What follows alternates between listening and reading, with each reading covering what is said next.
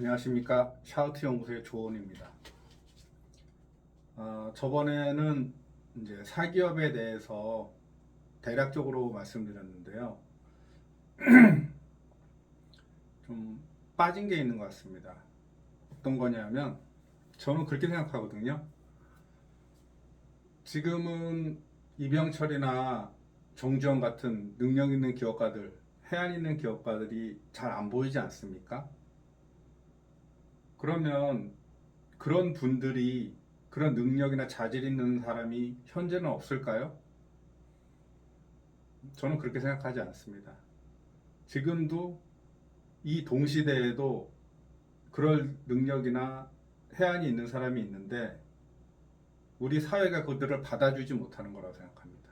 또는 그들로 하여금 사업 같은 것을 하도록 이끌지 못하고 있다고 생각해요.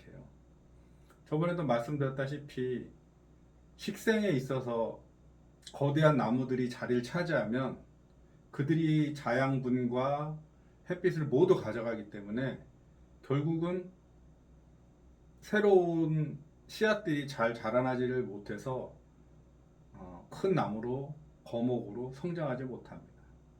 그래서 원래 어, 일정 수준이 지나면 큰 나무들을 베어내고 거기다가 작은 묘목들을 심어서 또 새로운 나무를 키워내는 걸로 알고 있습니다. 제대로 관리를 하기 위해서는요. 그리고 아시다시피 과일 같은 것도 쭉정이들을 다 쳐내거나 또는 가지치기를 해줘서 크게 만들지 않습니까? 그런 과정들이 필요한데 지금 현재 그런 과정들이 있다고 저는 느껴지지 않습니다. 느껴지는 분들도 계시겠지만 저는 잘 모르겠어요. 그래서 분명히 아까 말씀드린 제3시장에는 그런 분들이 기업을 이끌 수 있도록 유도를 해 주어야 한다고 생각합니다. 그러면 그 유도하는 사람들을 그냥 유도하도록만 하는 것이 아니라 그들을 발굴하고 그들을 지원하고 또 그들이 성장할 수 있도록 해주는 업무를 맡은 사람들이 그것이 되었을 때 자기에게도 이익이 돼야지만 열심히 발굴하고 지원하라고 하지 않겠습니까?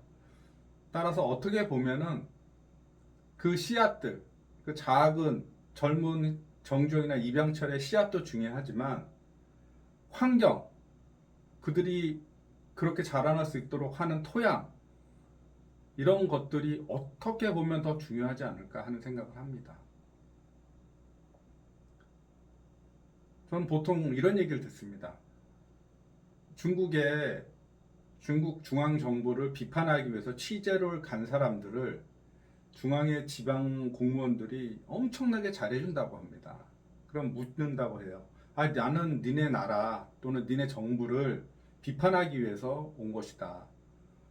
그런데 나한테 왜 이렇게 잘해주냐? 그들은 왜 그렇게 잘해주겠습니까? 중앙 정부하고 별개로 자기들이 기업을 유치하거나 자기 지역을 제대로 홍보함으로써 그것이 그 자기 지역의 이익이 되고 자기 지방 정부의 이익이 된다면 그것이 바로 자기의 이익으로 직결되기 때문이라고 생각합니다. 따라서 공무원이라든가 그런 조직이 움직이기 위해서는 젊은 정주영이나 젊은 이병철을 발굴할 수 있도록 동인을 만들어줘야 되는 거죠. 누구에게? 그런 일을 하는 공무원들에게.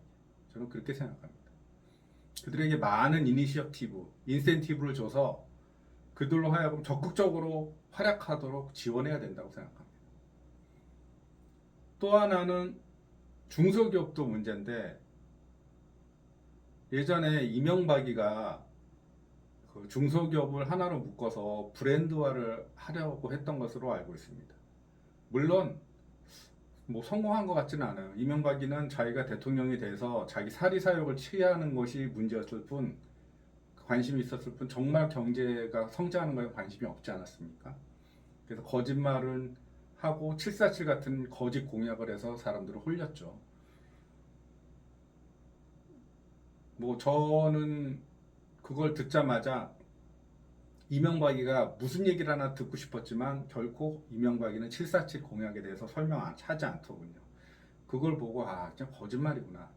왜냐하면 정말 자신이 그렇게 저거 경제를 살릴 수 있는 방책이 있다면 서로 막 누구한테라도 붙잡고 얘기하고 싶어 해야 하는데 그 얘기에 대해서는 질문도 대답도 하지 않습니다. 그걸 보고 저 거짓말이구나. 저는 저의 페이스북에 여러 번 밝혔는데 또는 아는 사람한테 여러 번 밝혔는데 저는 윤석열이가 심각한 문제를 가지고 있다는 것을 청문회를 보고 알았습니다. 검찰총장 청문회. 그냥 지나가다가 한번 봤는데 어떻게 알게 되었냐? 질문하는 사람도 없어요. 참 그게 답답합니다. 왜 너는 남들을 못 알아볼 때 그걸 알아봤니? 라고 질문해 줬으면 좋겠는데 질문하는 사람이 없습니다. 그래서 또 자문자답합니다. 이 검찰개혁은 다른 챕터로 얘기해야 되는데 그래도 또 얘기하고 싶네요. 윤석열이가 이렇게 얘기합니다. 여야가 합의하면 검찰개혁 해야 되지 않겠습니까? 뭐 대충 이런 식이었어요. 그걸 보고 저는 저 새끼 저거 뭐지? 저 검찰개혁 조금도 생각 없는 새끼네 저거. 라고 바로 알아차렸습니다. 어떻게 알아차렸냐? 여야 합의는 필요했겠죠. 그런데 여야 합의를 돼야지만 검찰개혁을 한다는 것은 야당인 당시 국민의 적이 합의해 주겠습니까? 부정부패에서 가장 이익을 많이 보고 있는데 혜택을 보고 이 나라가 부패하고 썩어 빠질수록 자기들한테는 이익인데 합의 안 해주겠죠. 검찰 자체는 어떻습니까? 그들도 정관 비리를 저지르면서 수없는 재산적 이익, 사회적 이익, 국가적 이익을 취하는데 검찰개혁 하겠습니까? 안 하죠.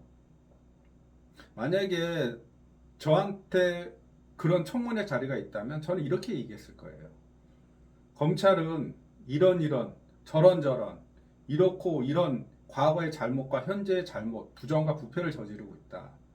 따라서 지금 이런 저런 문제들을 해결하고 국민들의 검찰로 다시 새로 태어나야 되고 그것을 잘못을 스스로 반성하고 알리는데 주력해서 검찰 개혁을 이렇게 나가겠다. 그렇게 많은 국민들이 알게 된다면 검찰 개혁을 여야가 합의할 수 있도록 되어지지 않겠냐 이렇게 생각합니다. 라고 얘기했을 것 같아요. 즉 합의는 필요하지만 그런 문제점에 대한 인식이 윤석열한테는 전혀 없었습니다.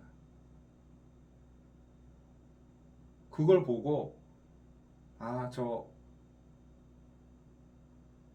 진짜 검찰의 나 민낯을 정확하게 보여주는 하나의 표본이 아닐까.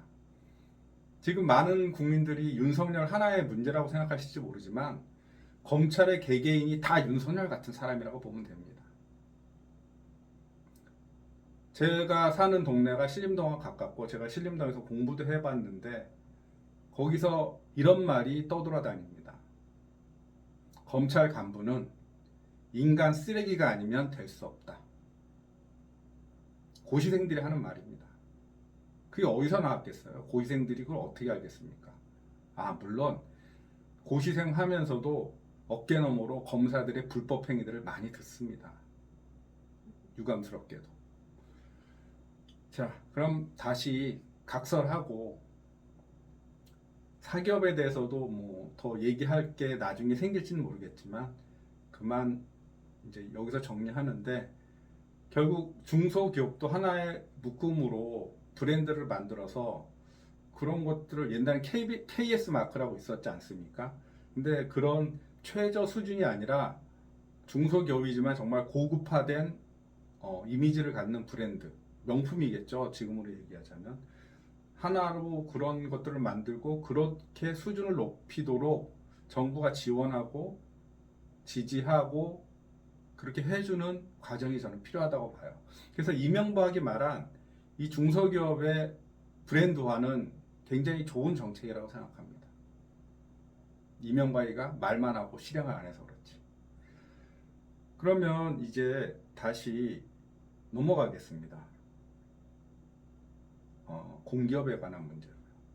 아마 제가 공기업에 관한 문제를 얘기하면 누구나 떠올릴 겁니다. 공기업은 필요는 하지만 비효율적이다. 그래서 공기업이 어떤 문제를 해결할 수 없다. 저도 지금 현재 공기업에 대해서는 그렇게 생각하고 있습니다.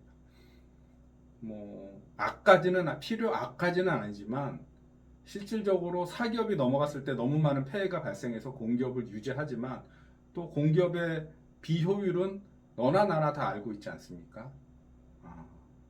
공기업뿐이겠습니까? 정부 조직도 엉망진창이죠. 제가 들어본 바에 의하면. 간단한 일례로 얘기하다 보면은 어떤 예를 들자면 뭐 사장이라고 합시다. 사장이라고 하면 사장하고 면담이 있어서 가면은 차를 마시게 되겠죠. 그러면 차 마시면서 결혼 얘기나 하고 쓸데없는 얘기나 하고 막 시간 그렇게 보낸다고 하더라고요. 그렇게 2, 30분 보내다가 이제 업무 얘기는 놓고 가 라고 끝낸다고 그런 얘기들을 많이 듣지 않습니까? 엉망진창이죠. 무슨 사담은 업무 끝나고 술자리에서 하든가 식사 자리에서 해야지 결제 받으러 간 사람한테 그러고 있는 것이 공기업입니다. 당연히 비효율적이죠. 하지만 문제를 알면 해결책이 바로 있지 않아요? 문제를 모르고 원인을 모를 때 문제지만 문제를 안다면 해결책은 있는 것입니다. 그 해결책은 조금 이따 말씀드리고요. 그러면 공기업을 어떻게 하자는 거냐? 제가 왜 공기업을 얘기하냐면 공기업은 기본적으로 국가의 재정에 의해서 그렇죠? 운영되어지기 때문에 주인이 국가입니다.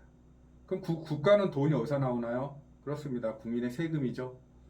세금으로부터 정부가 유지되고 그 유지되는 정부로부터 돈을 받아서 공기업이 유지되니까 결국 공기업이 이익은 국민의 이익입니다. 예를 들자면 공기업이 사기업만큼 효율성을 발휘해서 어마어마한 부가가치를 창출한다면 그 이익을 국민에게 주어도 어느 누구도 뭐라고 하지 않을 것입니다. 왜냐하면 국민의 돈으로 유지되고 발전시켰기 때문에 그 이익은 당연히 국민에게 가야죠. 국민 개개인에게. 사기업은 경영자와 그 직원들의 어떤 그 효율 부가가치의 창출을 인정해야 되기 때문에 그들로부터 받는 이익은 제한적일 수밖에 없습니다. 일자리라든가 뭐 세금이라든가 그 정도에 불과하지만 공기업에서 낳는 이익은 전적으로 국민이 회수해도 된다는 것이죠. 여기에 착안한다면 부가가치를 효율적으로 많이 생산한다면 그 이익을 바로 직접 국민에게 돌릴 수 있겠구나. 그럼 국민의 삶이 부유해지고 풍족해질 수 있겠구나. 그런 생각이 들지 않으신가요? 저는 그 생각이 계속 들거든요. 그래서 공기업에 대해서 얘기하는 겁니다. 그러면 저번에도 얘기했다시피 일자리가 앞으로 없어질 건데 그 일자리는 누가 없애겠습니까? AI를 기반으로 한 로봇들이 없애겠죠. AI를 보게 되면 설계라든가 창의적인 업무를 하는 사람들 일자리를 없앨 것이고요. 로봇이라는 것은 그것이 공장에서 또는 사무실에서 쓰이게 되면 직접 노동하는 블루칼라들의 일자리가 없어지겠죠. 그렇습니다. 그런 것들이 없어지기 전에 왜 없어지냐면 사기업들이 그런 일을 하기 때문에 없어지는 거 아니겠습니까? 그렇다면 어차피 국민들에게 일자리를 창출해 줘야 하는 국가 입장에서는 공기업을 그런 일을 하는 회사들을 설립해서 즉 AI, 로봇 또 AI하고 로봇을 돌리기 위해서 운영하기 위해서는 에너지가 필요하니까 에너지를 위한 기업들을 신규로 설립해야 된다고 생각합니다. 그러면 이 회사들을 설립하면 사기업은 어떻게 하느냐? 사기업도 육성해야죠. 그 기업들 사기업도 육성해서 경쟁시켜야 됩니다. 공기업과. 사기업끼리도 경쟁하고 공기업끼리도 경쟁해서 빨리 다른 나라들이 20년, 30년 후에 있을 일을 우리나라는 10년 안에 이룩해내야 됩니다. 저는 그렇게 생각해요. 저는 10년 안에 이루어낼 수 있다고 생각합니다. 그런데 문제는 이 공기업들, 즉 AI라든가 로봇이라든가 에너지 이 기업들을 만들기 위해서 어느 순간에는 바로 만들어질 수는 없겠죠. 설립을 하고 뭐 공장을 짓고 체계를 세우는 동안에 시간이 들여야 될 거고요. 그리고 차렸다고 하더라도 바로 일할 사람이 있지는 않지 않겠습니까? 따라서 빨리 이 기업에 취업할 수 있는 인재들을 육성하는 교육기관을 만들어야 됩니다. 아, 이런 일을 해야 될 사람들을 만들어야 되겠다라고 생각하면 그 교육기관을 빨리 설립해서 국민들 누구나 그 교육을 받을 수 있도록 해야죠. 받는 동안에 일정한 어떤 생계 자금도 지원해서 이 사람들이 거기서 교육을 전적으로 받을 수 있도록 해줘야 된다고 생각합니다. 그래서 이 사람들이 교육을 받고 나이나 학력이나 뭐 기타 등등 상관없이 교육을 받고 시험에만 통과한다면 그 공기업에서 채용을 해야 된다고 생각합니다. 그러면 일자리 문제도 많이 해결되겠죠. 그리고 저는 이제 공기업의 효율성에 대해서 얘기를 드리겠습니다. 그럼 공기업이 어떻게 하면 효율적일까? 제가 아까 말씀드렸다시피 기업들이 보통 8시간, 10시간씩 사기업들이 일을 한다면 이 공기업은 24시간 돌아가야 됩니다. 그럼 사람이 어떻게 24시간을 돌아가요? 못하죠. 따라서 24시간 돌릴 수 있는 체계를 만들어야 됩니다. 즉 4인이 1조를 결합하는 거죠. 1조로. 그럼 이 1조가 하나의 사람이라고 생각하면 되겠습니다. 단위로.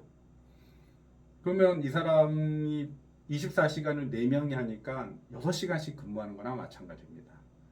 그러면 여기서 그 4명이 24시간 동안 할 일을 분장을 해야 되겠죠. 너 오늘 8시간에, 넌 오늘 2시간 만에.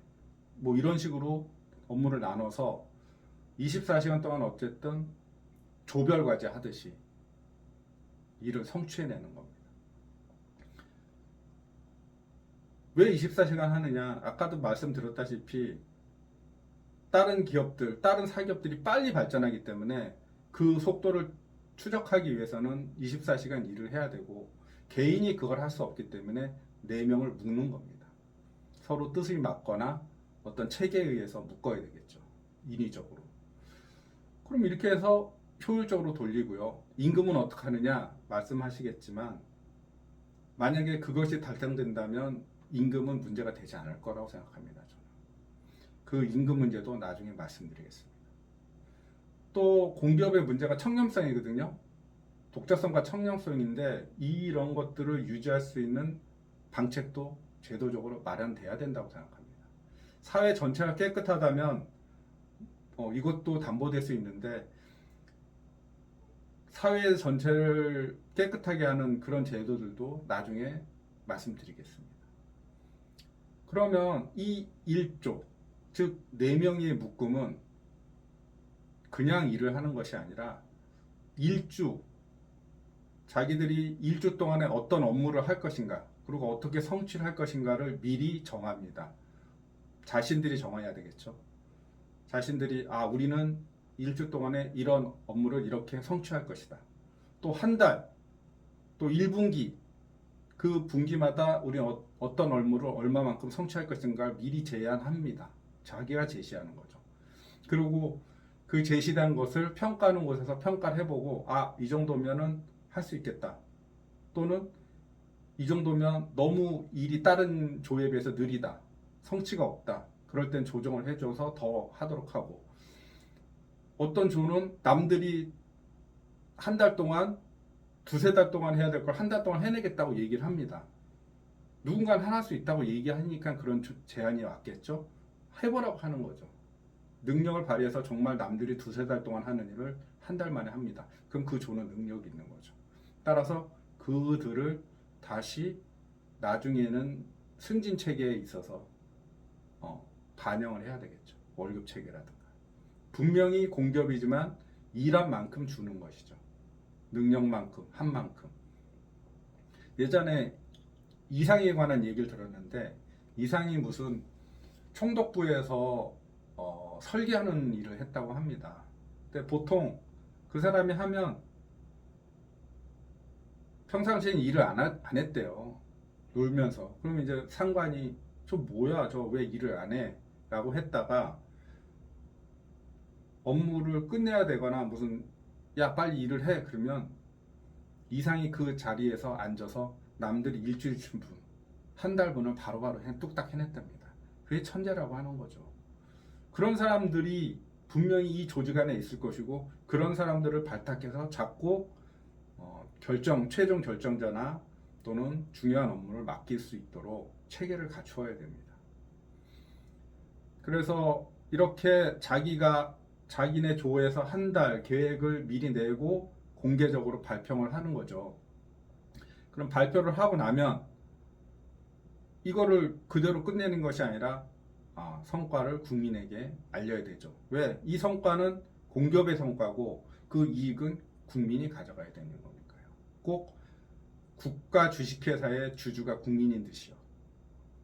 그리고 사무직은 일정한 기간 생산직에서 또 일해야 됩니다. 예를 들자면 1조가 뭐 한 달에 30일, 30일 일한다고 치는 건 너무한가요? 그럼 20일이라고 치죠. 20일 일한다면 그 중에서 이틀인가 3일 정도는 생산직에서 일을 하는 겁니다. 왜 생산직에서 일을 하느냐? 생산직에서 일을 해봐야 생산직에서 이런 문제가 있고 이렇게 하면 효율적으로 바꿀 수 있겠구나. 그런 걸 알게 되겠죠. 그리고 모르더라도 생각하도록 하는 겁니다. 그래서 그것이 생산직과 사무직이 서로 간에 유기적으로 연결됨으로써 생산적으로 진행될 수 있도록. 그 다음에 또 생산직도 마찬가지입니다. 생산직도 4인 1조로 돌아간다고 할 때 그들도 20일 일했을 때 이틀이든 3일이든 사무직으로 근무를 하는 거죠. 왜 거기서 근무하느냐? 생산직에서는 사무직이 왜 이렇게 효율적으로 비효율적으로 일하지? 라고 생각하는 부분이 분명히 있을 겁니다. 자기들이 그걸 해보면 이게 효율적인지 비효율적인지 알 수 있는 것이고요. 또 하나는 생산직들도 충분히 더 효율을 낼 수 있지만 자기가 더 일하면 피곤하니까 덜 일하고 꾀를 내는 겁니다. 그렇지 않겠어요? 그러면 사무직은 안 그럴까요? 사무직에서 일을 하게 되면 이 사람들이 이렇게 비효율적으로 일하네 분명히 알게 됩니다. 이렇게 일을 하다 보면 그 안에서 장영실도 나오고 이상도 나오는 거죠. 결국 그들은 승진하고 그들의 최종 관리자가 되는 사람들이 될 것이겠죠. 능력을 보여줬으니까. 그런 과정을 통해서 효율성을 담보하려고 합니다. 그리고 이 효율성이라는 거는 서류에 사인하는 사람, 결제하는 사람들이 다층일 때 비효율적이라고 생각합니다. 그래서 될 수 있는 대로 어떤 최종 업무하고 맨 앞에서 일하는 사람들의 그 결제 단계가 3단계를 넘으면 안 된다고 생각합니다. 따라서 직원 있고 또 관리자 있고 또 책임자 있고 이런 식으로 딱 3단계에서만 서류에 사인하고 업무를 하는 그런 효율성을 가져야 된다고 생각합니다. 즉 직접 일을 하는 사람들은 제일 그 자리를 알 것이고 그것을 관리하는 중간 단계는 넓은 시야를 가지고 전체적으로 조율할 수 있고 그 다음에 최종 책임자 단계에서는 그 큰 조직 하나의 조직에서 전체를 이렇게 이끌어 나가야 되겠구나 라는 걸 알 수 있다고 생각해서 어떤 업무 결제를 할 때는 3단계 안에서 끝내야 된다고 생각합니다. 그렇지 않으면 효율적이지 않겠죠. 그래서 될 수 있는 대로 3단계에서 업무를 추진할 수 있도록 해야 된다고 생각합니다.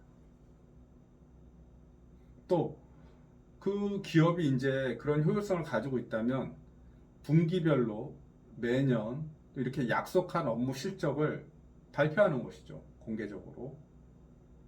그래서 감사도 받고 또 필요하다면 국회가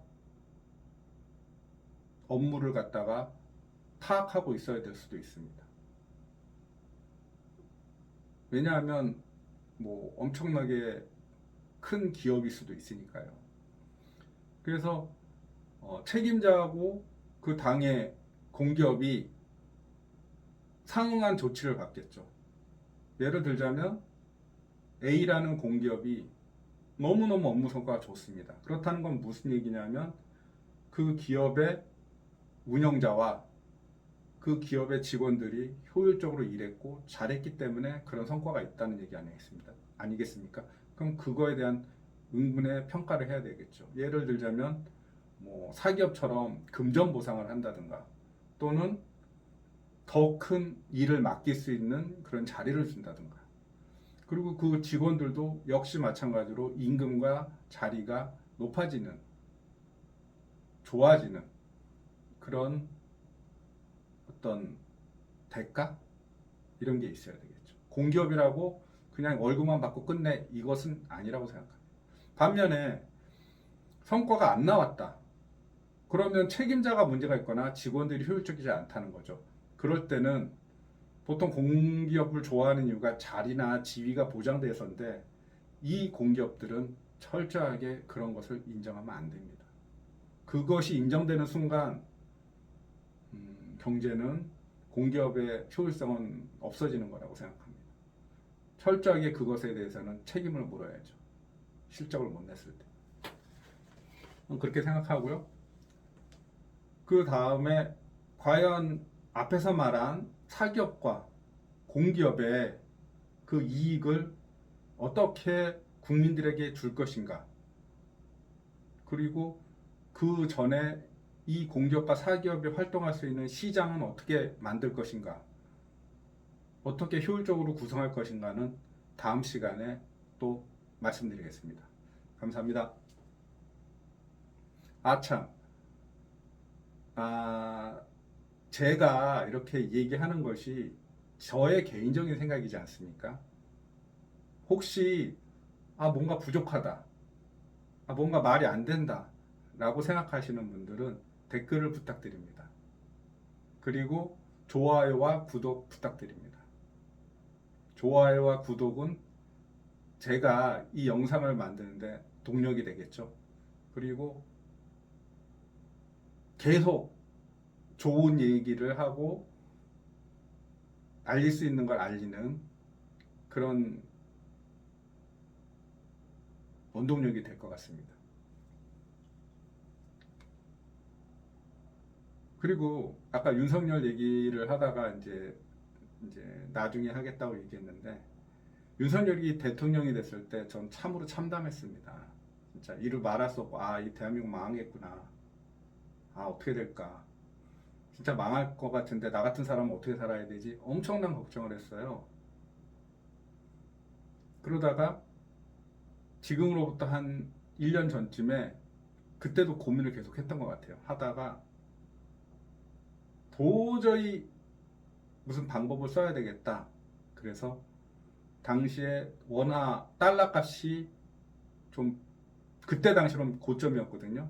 그런데 달러에 투자를 했습니다. 가만히 있을 수 없었거든요. 분명히 윤석열이가 쿠데타를 하고 저는 예상했습니다. 쿠데타를. 윤석열이가 쿠데타를 하고 쿠데타를 일으키기 위해서 군사 반란을 하기 위해서는 국지전을 일으키겠지 라고 예상했습니다. 그래서 국지전이 나고 쿠데타가 일어나면 당연히 원화값은 폭락하겠죠. 원화의 가치는. 그걸 예상해서 달러를 샀습니다. 그런데도 예상이 틀렸더군요. 첫 번째, 실패할 것도 예상했습니다. 뭐가 예상이 끝났냐? 지금 보니까 국지전이 아니에요. 전면전을 할 것 같은 분위기였거든요. 알고 보니까 대단합니다. 나라를 완전히 망하게 할 결정을 했는지 북한보다 군사력이 한국이 세지만 윤석열 같은 인간이 대통령으로 있으면 더 엉망이 됩니다. 이 얘기를 왜 하냐? 눈치가 있다는 얘기죠. 제가 지금 말씀드리는 이것들이 대한민국의 미래를 위한 눈치이기도 합니다. 그러니까 좋아요와 구독 부탁드립니다. 아, 공유해 주세요. 진짜 저는 어쩌면 공유가 더 필요한지도 모릅니다. 좋아요, 구독 필요 없습니다. 공유해 주십시오. 들을 가치가 있다면. 계속 여러분과 여러분에게 좋은 영상을 보여드리도록 노력하겠습니다. 영상 자체는 허접하죠. 질도 허접한데 어쩔 수 없어요. 저 개인이기 때문에. 제가 월급을 누구한테 주면서 이거를 편집하라고 할 수도 없고, 또 영상을 만들려면 오히려 생각하고 봐야 될 것들도 있기 때문에 그런 그런 시간을 편집하는 데 쓰긴 싫습니다. 네, 감사합니다. 공유 부탁드립니다.